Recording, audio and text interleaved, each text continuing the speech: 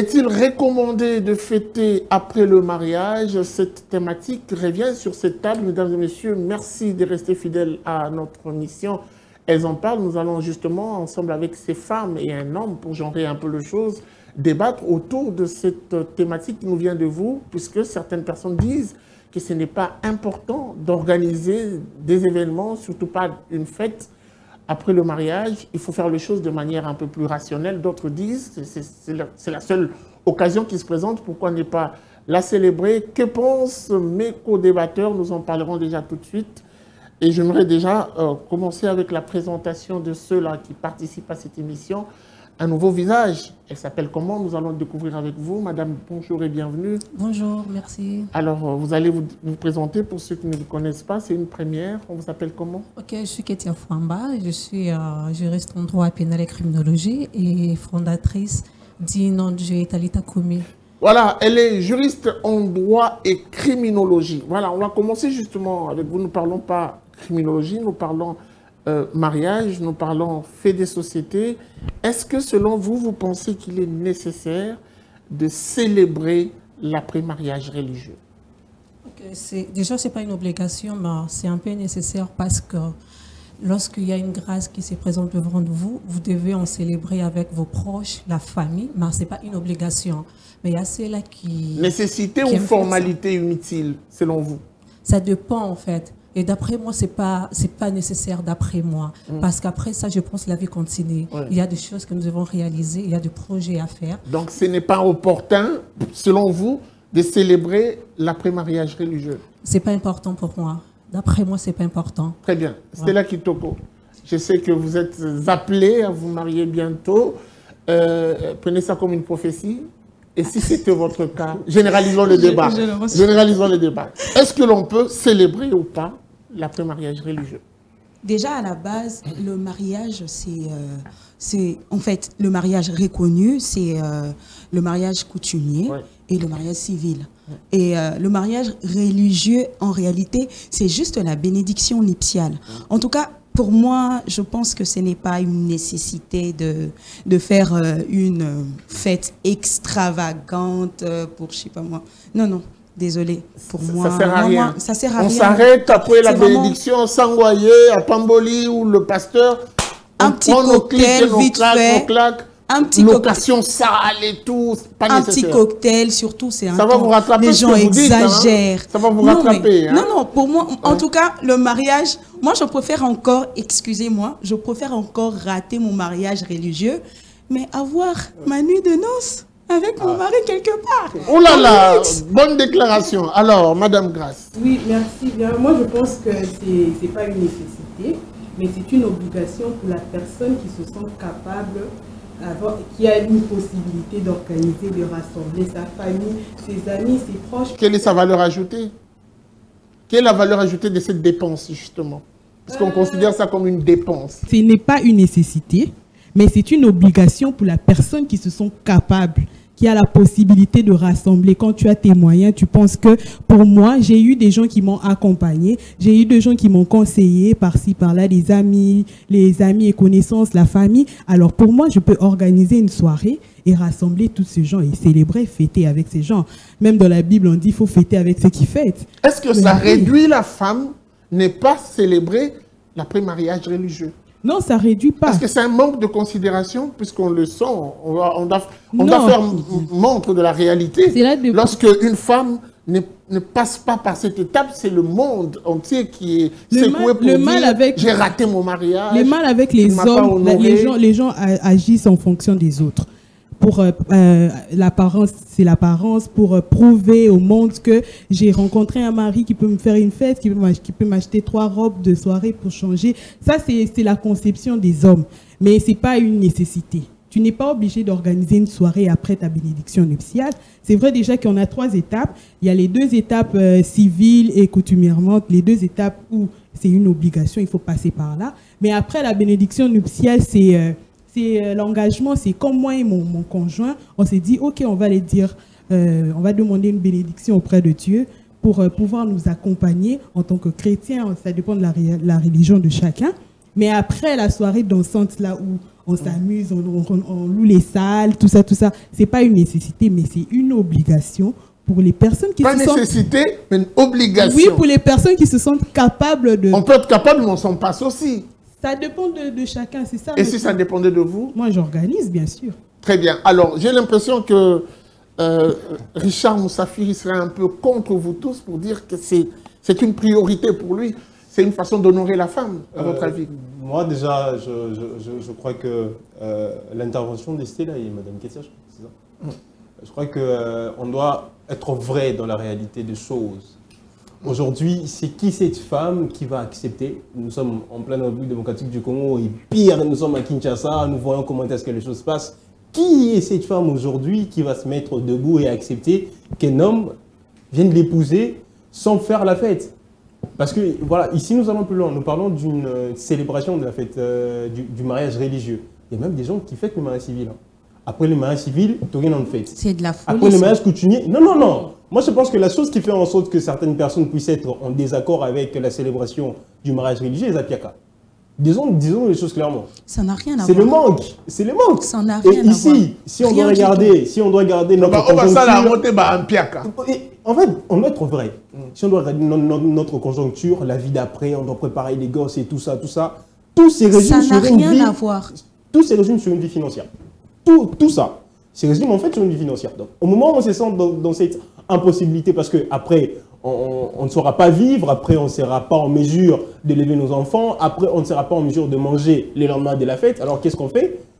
On ne célèbre pas. Mais au moment où on a cette possibilité-là de célébrer ce mariage, appeler nos amis, appeler nos collègues pour célébrer cette fête, non seulement ça honore la femme, mais ça honore le couple que nous sommes. Et donc ne pas l'organiser lorsqu'on a le moyen, c'est un manque de considération. Moi je crois que c'est vraiment un manque de considération. Et la chose à rectifier dans ça, c'est qu'il faut regarder droit les personnes qui nous regardent ici et leur dire qu'aujourd'hui c'est impossible de faire un mariage sans pour autant inviter deux, trois personnes, louer une salle et tout. Je suis une femme. Je ne suis pas un homme, hein. Je suis une femme. On dit que d'habitude le mariage religieux c'est pour la femme. Mais moi je te dis que ce n'est pas une nécessité en fait. Comme tu dis que non, exemple moi je trouve d'ailleurs c'est du matuvisme.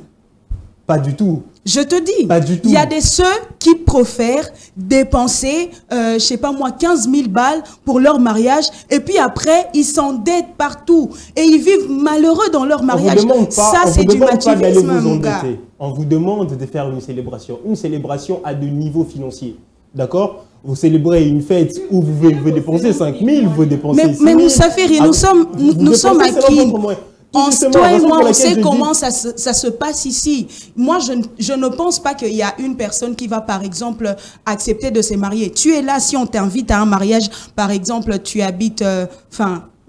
admettons que tu habitais, par exemple, à Kasavubu, mais il y a un collègue qui se marie, à Mitendi. Il te dit, ah, j'ai trouvé une salle à Mitendi. Tu vas dire, il y a une salle à Mitendi, j'irai pas.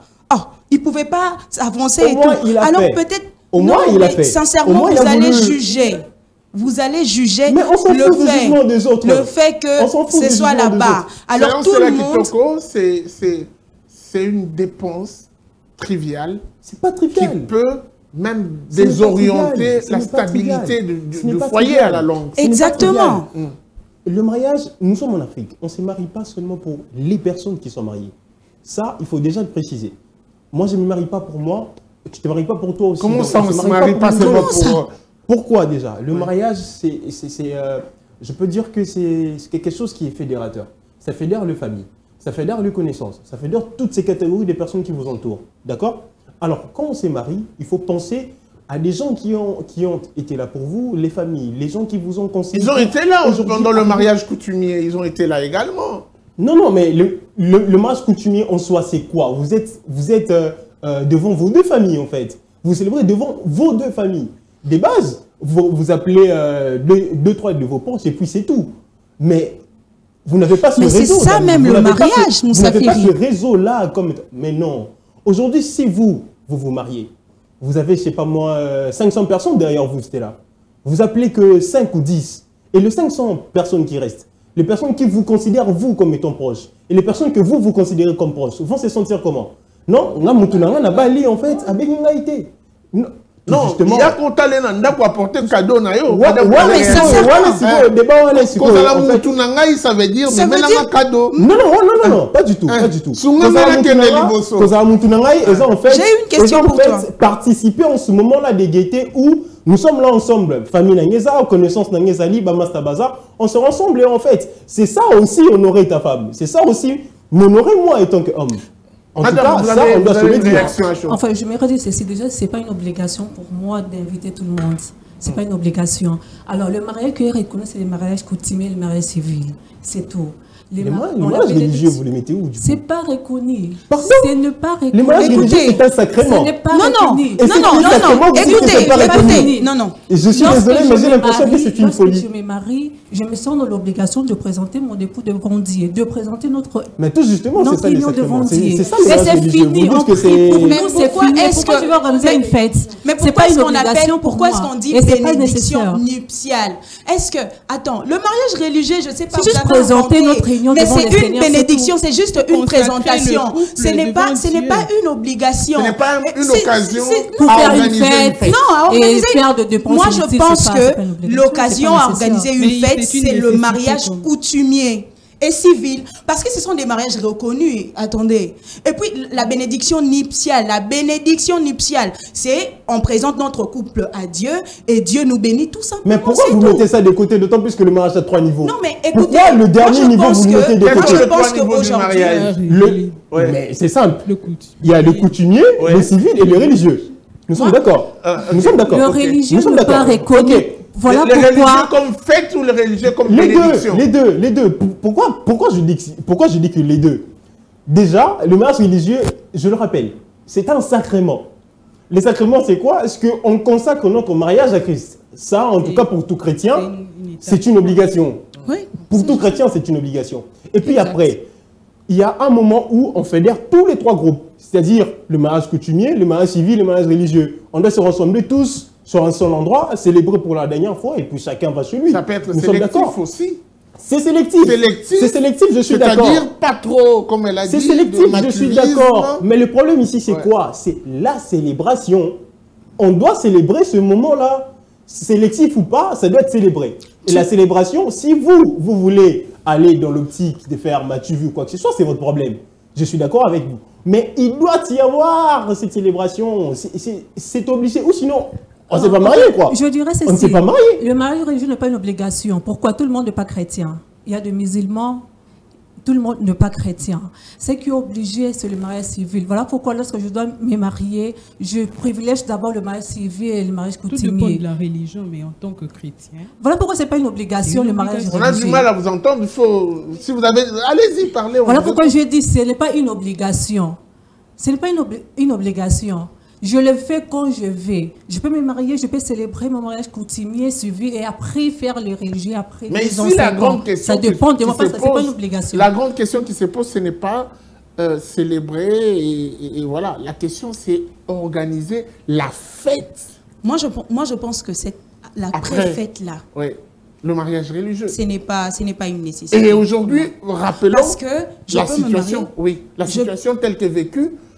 En tout cas, beaucoup d'hommes se sont retrouvés KO financièrement parce que leurs femmes, parce que c'est beaucoup plus, et ça vient beaucoup plus des femmes. Exact. Beaucoup plus. Ce sont les femmes, on doit le dire, je parle en tant qu'homme. Beaucoup veulent jouer à l'hypocrisie. Ce sont les femmes qui contraignent un peu les hommes à organiser pour eux ces mariages de rêve.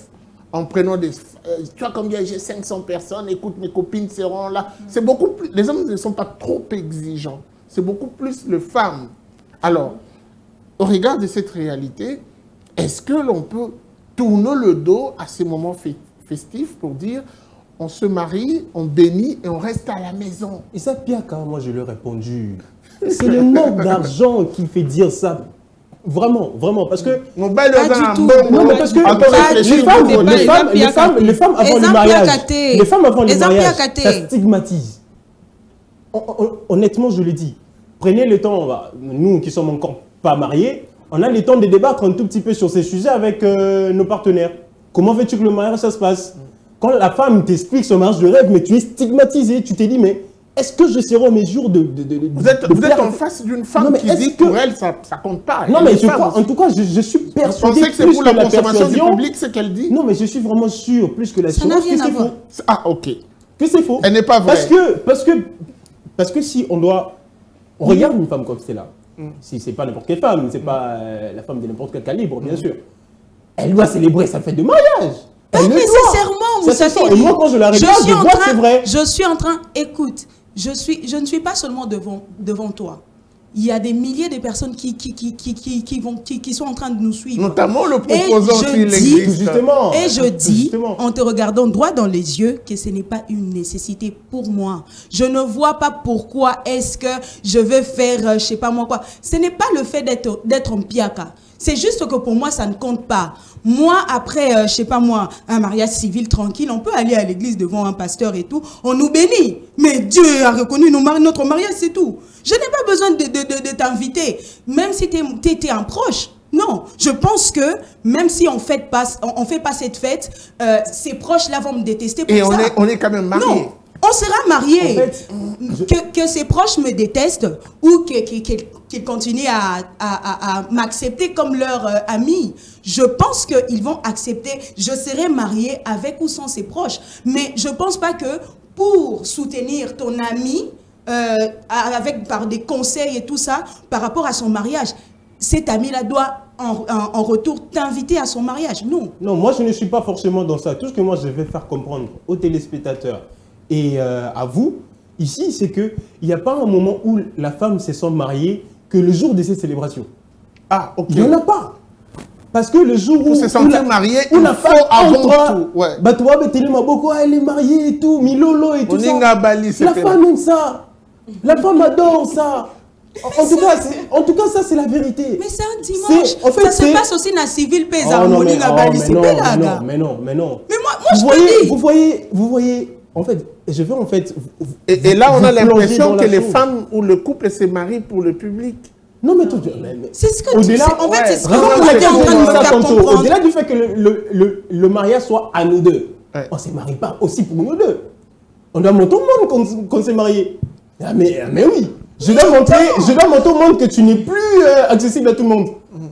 Normalement. Et pour ça... C'est représenté par quelque chose, mon gars. Ah, là, par contre, écoute, on peut se mettre l'anneau entre nous dans une chambre, puis par après, c'est bon. Et les photos qu'on prend, on se limite là. Hein. Mais oui, madame, est-ce que je mentis? Je crois que c'est la vérité. Dans une chambre, on peut se mettre l'anneau, on se fait... Allez-y, votre complément. Moi, je veux un peu prendre la part de madame en disant que ce n'est pas une obligation.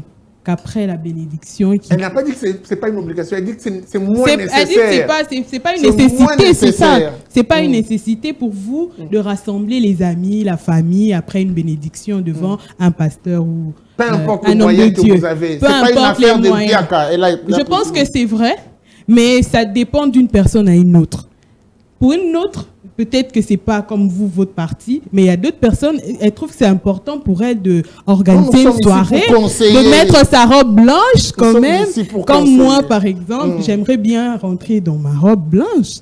C'est une robe de rêve quand même. Mais ce n'est pas une obligation, ce n'est pas une nécessité. Quelle sera la valeur ajoutée de votre moment festif? Mais de la même manière que mon mari m'a honorée, durant toutes ces étapes civiles, coutumières, devant Dieu, pour vous. Je pense que de notre côté, notre part à moi et mon conjoint, de le faire aussi envers les invités, envers les familles, d'inviter. Mais ce n'est pas une nécessité, mais c'est une possibilité. Quelle est la valeur ajoutée de cet événement? Mais après, c'est honoré, même quand on écrit dans les invitations.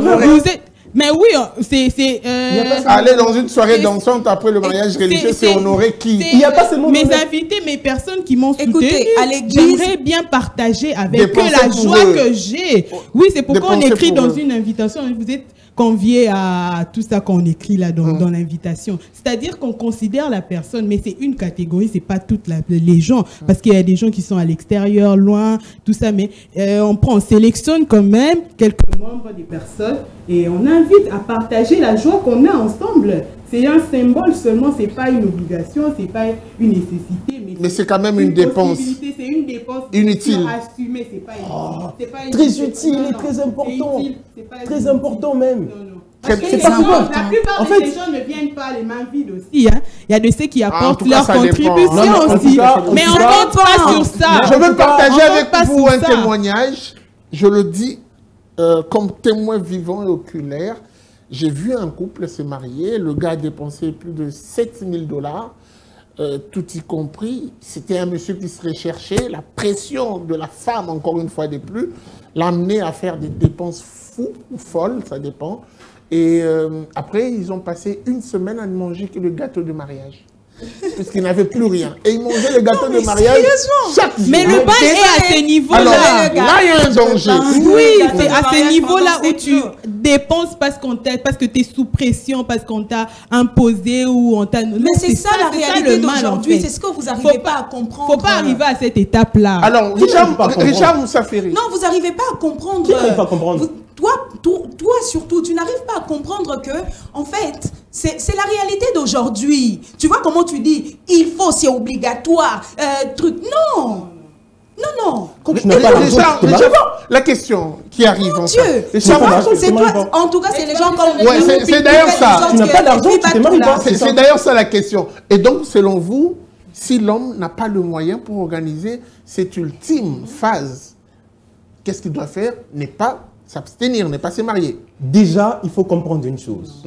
La femme, que vous puissiez le vouloir ou pas, que vous puissiez l'admettre ou pas, la femme égale argent. Mariage égale argent. Donc, au moment où, même si vous refusez de célébrer ce moment-là, après votre vie, ce sera le mariage.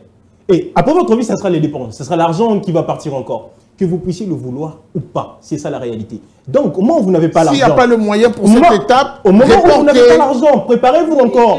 En fait, vous êtes sous pression de rien.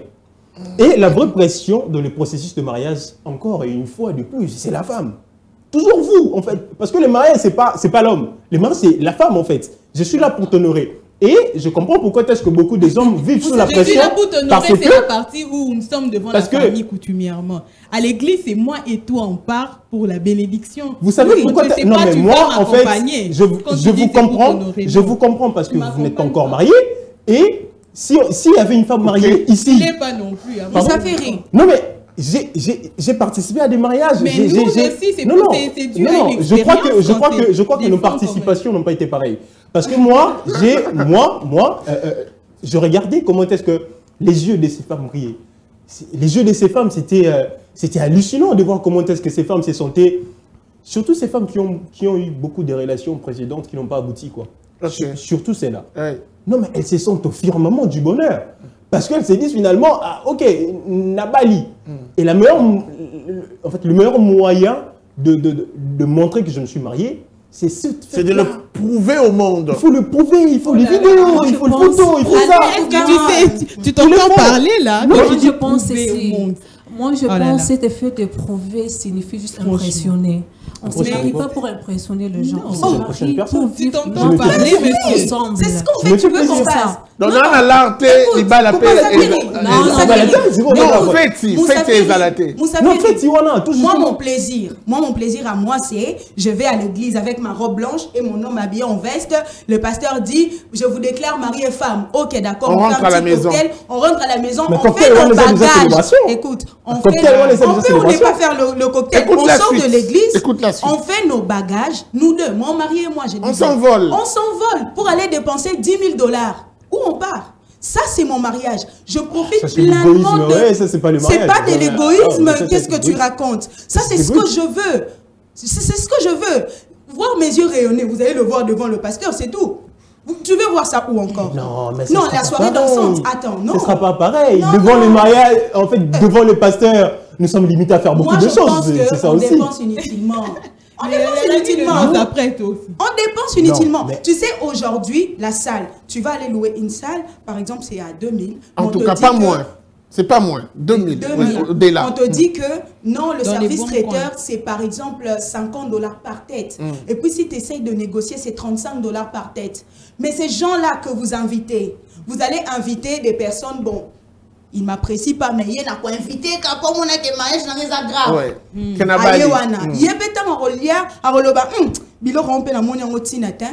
y a des gens, vous, de votre côté, vous dépensez pour attendre à ce que les gens vous emmènent des trucs. En fait, parce que, écoute, moi, en tout cas, l'année dernière, je suis allée à, je sais pas moi-même, à 7 mariages. Ça m'a ruiné. Parce que c'est quoi, en fait? J'ai l'impression que maintenant, on achète nos places.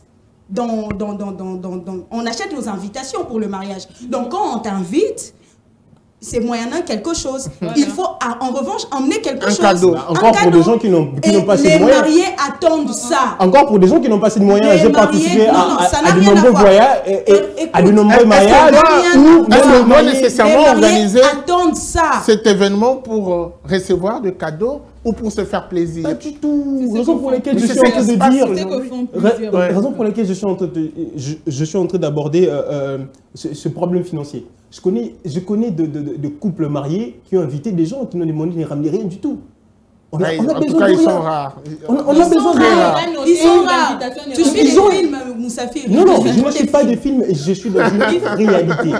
Ici, à qui? Les gens, ici, à qui? Quelque chose. Oh non, en fait, quand on invite quelqu'un, la première des choses où on s'attend pour être honoré, nous aussi, les personnes qui ont invité, c'est votre présence, d'abord.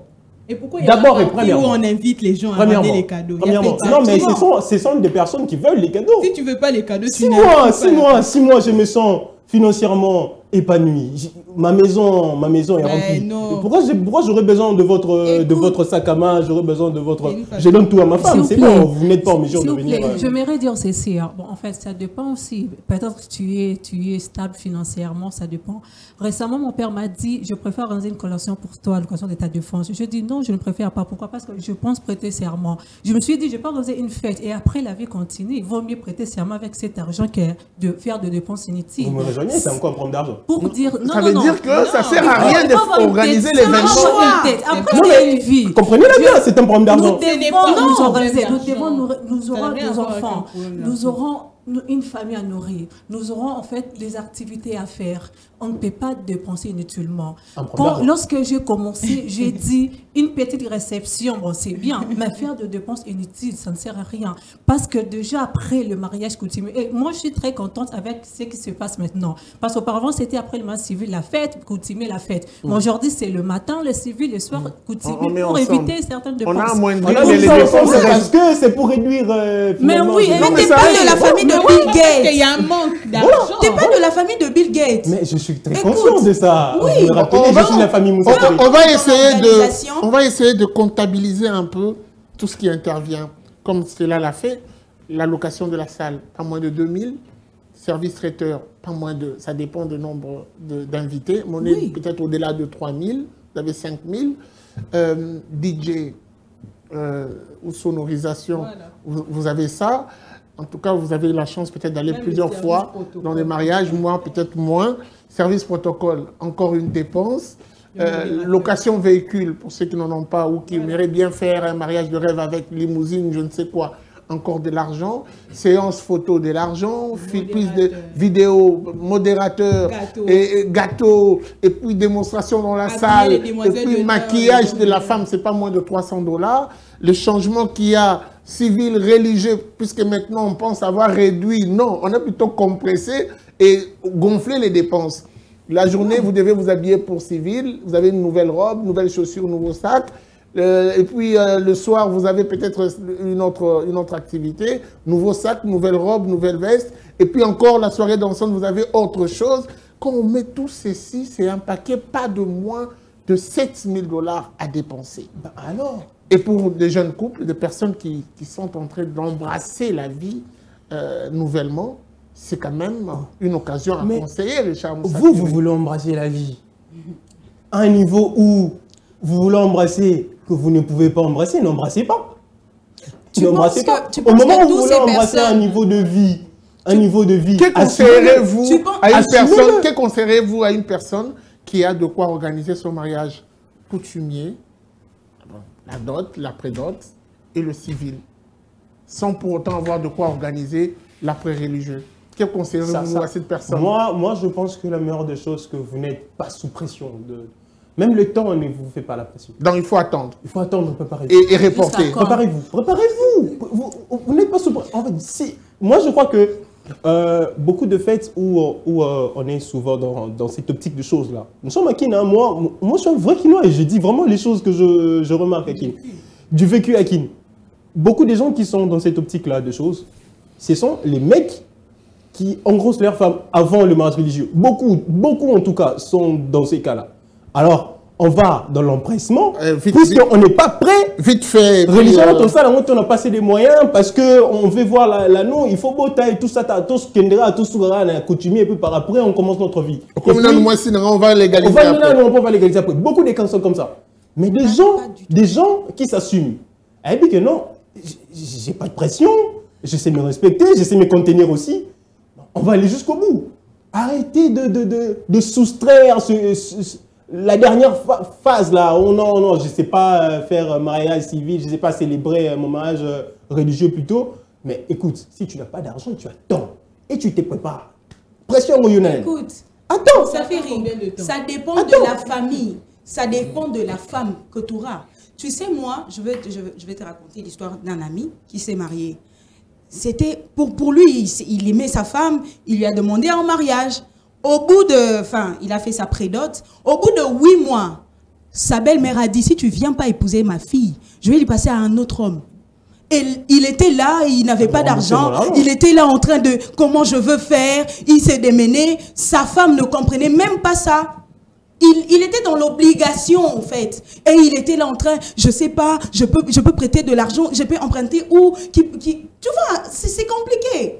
C'est parce qu'en fait, toi, tu te dis, non, je serai posée dans mon coin. Écoute, les belles familles, ça dépend de belles familles. Parce que, écoute, personne ne va te demander d'aller chercher cette fille. Et déjà, ici, en Afrique, tu te mets à genoux pour dire, ce n'est pas nécessairement la grossesse. Actuellement, c'est même l'argent de la dot qu'on utilise pour la cérémonie aussi.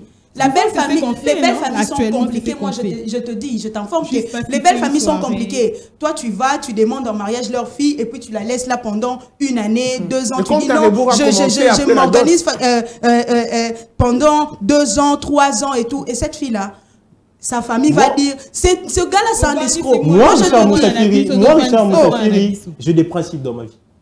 Et je crois que mes principes ne marchent pas avec la réalité. Apparemment. Franchement, surtout, ça ne marche pas avec la réalité. Déjà, je veux le dire, moi je suis vraiment un type anticonformiste. J'aime pas faire les choses comme tout le monde. Déjà. La première des choses que, comme moi je viens vers toi, je viens t'épouser toi, c'est toi que j'ai fait épouser, madame. Non, vous avez dit, vous ne vous mariez pas pour vous. C'est contradictoire. Non. Je m'explique. Quand je viens vous épouser, vous, en fait, c'est vrai que je viens vous épouser, vous, mais l'accord viendra de votre famille. Mais c'est vous que je viens épouser. J'ai parlé des pressions tantôt. Vous évitez de mettre cette pression-là, que je suis obligé. Raison pour laquelle je dis qu'il faut vraiment prendre le temps de se préparer pour éviter ce genre de choses finalement. De louper une étape.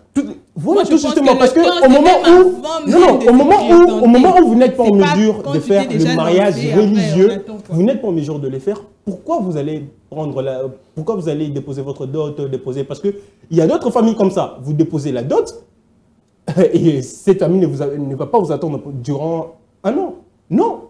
Vous déposez la dot, je ne sais pas moi, 3 mois, max en tout cas. 3 mois, vous venez faire mariage religieux, et puis par après, prenez votre femme et partez faire votre vie tranquillement. Mais il y a de ces familles où vous déposez la dot. Vous allez à plus de 6 mois, mais c'est compliqué. C'est compliqué pour vous, vous aurez une pression de dingue. D'où, il faut se préparer. Vraiment se préparer. En fait, le problème, ce n'est pas la dot. Le problème, c'est d'abord la prédot. C'est l'engagement là, le fiançailles. C'est là. Écoute, ce genre de famille là, ça existe. Maman même les amis de cette fille là vont dire que ton gars n'est pas sérieux. Hein. Ça fait 2 ans quand même qu'il t'a demandé en mariage. Hein. Mais attends, l'autre là a fait 5 mois, il s'est marié. Et puis ça va, cette fille là va commencer à te mettre la pression à toi. Parce que bon, après, écoute.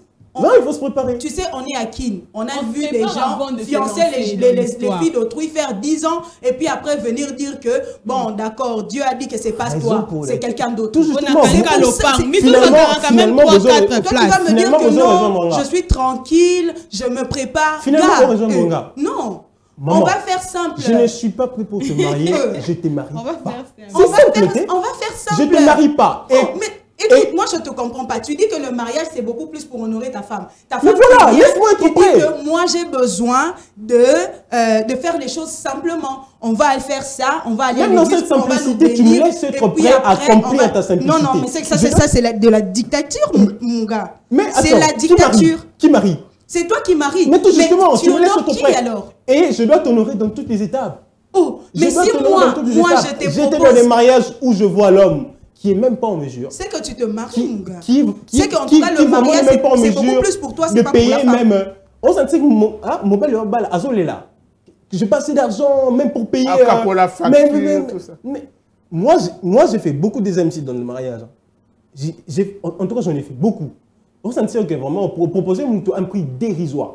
Dérisoire. Bon, peut-être à la limite, tu me donnes $100. Peut-être pour 2 heures du temps. Toi qui te tiens à 30. Alors que, et ça, c'est vraiment un métier pour des autres. Hein. Sous d'autres cieux, faire le MC, c'est vraiment un métier. Les gens vivent de ça. Mais ici, on s'est dit que tu te tiens à 30. Pourquoi la personne est prête? En fait, non, il ne donne pas de valeur dans Yango, mais il est prêt pour autre chose. Bon, on va quand même faire la ronde pour conseiller ceux qui nous suivent. C'est très important. On a décrypté la thématique, nous conseillons. Il y a de ceux aujourd'hui qui se préparent, justement, excusez-moi, pour ce mariage ou à ce mariage. Il y a d'autres qui se disent, est-ce que on doit s'accorder sur le fait que nous devons sacrifier certaines étapes ou nous devons à tout prix remplir toutes les étapes malgré notre situation financière. Nous devons y aller puisque c'est ça, c'est une parole d'évangile. Est-ce qu'il faudrait, avant que l'on se lance, peu importe les urgences, la pression ou la nécessité de se marier, nous devons nous préparer en amont à remplir toutes les étapes. Sinon, on ne se lance pas. Ce sont des questions qui bouillonnent dans la tête de ceux qui nous suivent. Chacun donnera son petit conseil. Et je commence par vous. En tout cas, moi, Richard, vous allez regarder votre caméra. Je vais regarder droit ma caméra pour dire ce qui est le plus important dans la vie, c'est qu'il y ait, le mot m'échappe, voilà, la primauté de la vie, c'est d'abord votre bonheur. Le bonheur, c'est en fait savoir aussi le partager avec d'autres personnes. Dans le mariage ici, puisque nous sommes en train de parler d'une célébration, c'est très important de savoir que le mariage doit être célébré dans toutes les étapes. En tout cas, il faut remplir toutes les étapes. Il ne faut pas briser une étape pour se dire que voilà, j'ai pas assez d'argent et tout ça. Si vous êtes en mesure d'accomplir toutes les étapes, en tout cas, n'hésitez pas, il faut le faire. Au moment où vous n'êtes pas en mesure de le faire, préparez-vous à suffisance pour le faire. C'est très important parce que les gens nous regardent. C'est vrai qu'on ne vit pas pour... on vit pour être heureux, mais on ne vit pas seulement pour nous. Nous sommes des humains socialement en interconnexion. Les gens nous regardent, les gens nous voient, les gens ont des jugements sur nous. Il ne faut pas dire que je m'en fous des gens. Non, on vit comme ça. Quand il faut se marier, participer, en fait, faites toutes les étapes. Ce n'est pas pour seulement vous honorer vous, c'est pour honorer votre femme, c'est pour honorer les familles, c'est pour honorer toutes les personnes qui vous entourent. Parce que cette femme-là qui va marcher en cours de route, oh, bah, mon qui finalement, bah là, cette femme-là aura un minimum de respect. Que, oh, vraiment, bah, ça les procédure moko à moitié, à 50%, à 40%, cette femme-là, voilà, à un moment donné, il y aura des stigmatisations, il y aura un débat si trop des jetons, tout ça. Au cocaté. Tu vois tout ça, ça pèse sur la femme.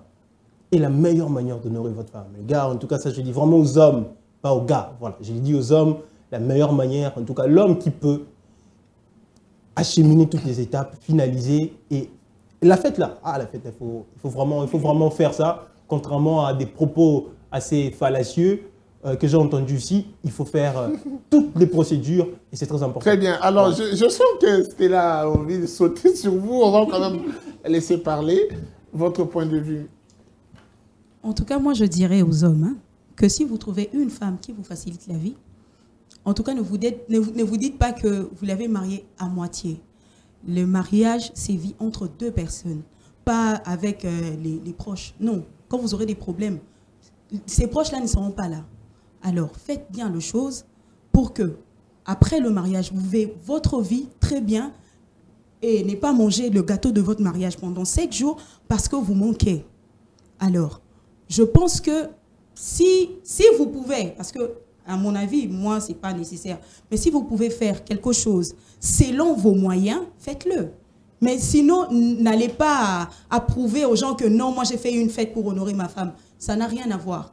Le fait d'aller déposer sa dot, c'est déjà ça, l'honorer. Et ça s'arrête là. La bénédiction nuptiale, c'est la présentation chez notre Père qui est aux cieux. Ce n'est pas, je ne sais pas moi, après il faut faire, je ne sais pas moi, une fête pour montrer aux gens que oui, maintenant nous sommes là, on est mariés. Parce qu'avec ou sans cela, vous serez toujours mariés. Faux. Très bien. Madame. Ok.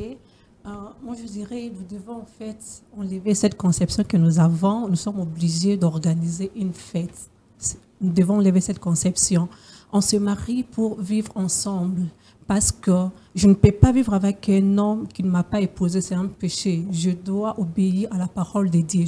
Nous devons nous marier.